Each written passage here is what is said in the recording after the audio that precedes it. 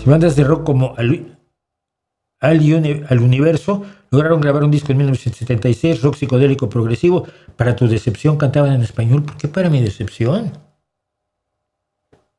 ¿Por qué para mi decepción? Real de 14 cantó en inglés siempre y es mi grupo favorito de español. Jaime López ha cantado en español siempre y es probablemente uno de mis compositores favoritos en español. Briseño trabajó siempre en español. Duk cantaba en inglés, fíjate. Y Love Army cantaba en inglés. Tiene Caminata Cerebral de Love Army con la maravillosa voz de Pájaro Alberto, que todavía anda por allí. Caminata Cerebral hay versión en inglés y en español. No me decepciona que se cante en español. Me decepciona que se hagan malas letras en español, en inglés o en serbocroata. Pero no me molestan las letras en español. Agarra cualquier cosa de Jaime López, por favor. Por favor. O de José Cruz.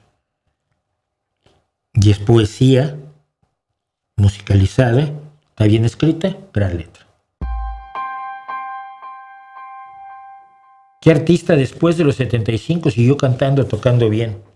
De los que me acuerde yo así vagamente, mira, Tom Jones está cantando como Dios.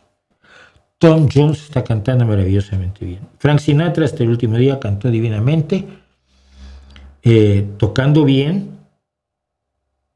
Es que no me sé los nombres, pero Wanda Landowska tenía más de 80 años cuando hizo algunas de sus grabaciones de Bach al clavicordio y era absolutamente maravillosa, ¿no?